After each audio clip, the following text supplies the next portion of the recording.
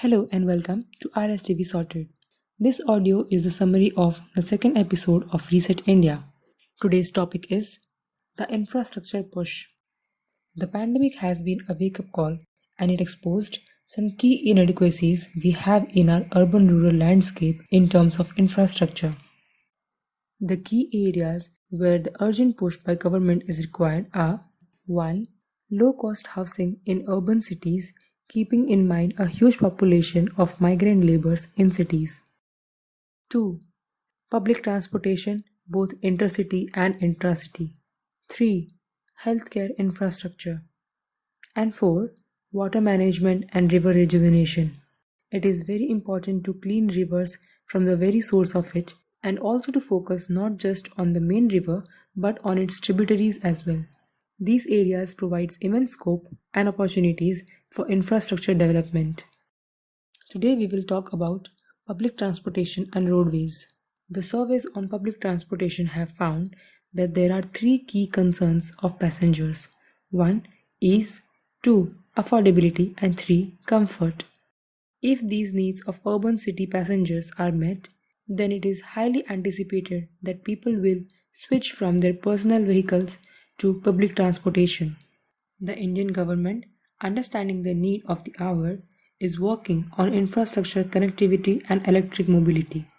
The Prime Minister Narendra Modi inaugurated first Global Mobility Summit in 2018 and he highlighted 7 C's, which stands for common, connected, convenient, congestion free, charged, clean, and cutting edged. 6 months after the summit, a national mission on electric mobility and battery storage was launched. These steps are taken to provide clean and environment friendly public transportation. If we talk about roadways and highways, the data shows that there is threefold increase in investment in highway infrastructure in northeastern region this year. Last year's sanction amount was 7,700 crore for the work of highway in northeastern region, whereas this year's estimated sanction amount for highway work in northeastern region is 22,000 crore.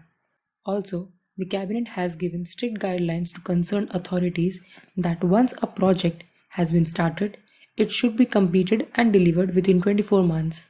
And finally, the government is preferring PPP mode of investment so that proper flow of funds be ensured along with assurance of full commitment from its participants to deliver projects efficiently, cost effectively, and before deadlines.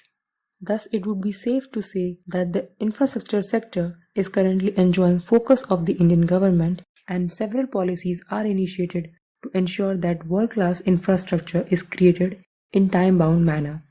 If we talk about numbers, investment in infrastructure during 11th 5-year plan, that was from 2008 to 2012, was 24 lakh crore, and in 12th 5-year plan, which was from 2013 to 2017, was 36 lakh crore. In 2018, the investments were 10.2 lakh crore, whereas in 2019, the investments were worth 10 lakh crore. In the 2019-20 budget, the government earmarked 100 lakh crore for investment sector for the next 5 years, out of which the infrastructure currently underway is worth 44 lakh crore.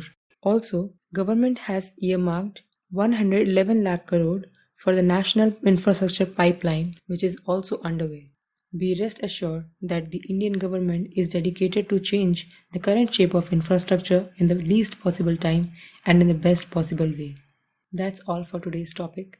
Thank you, and do subscribe RSTV Sorted for more such content.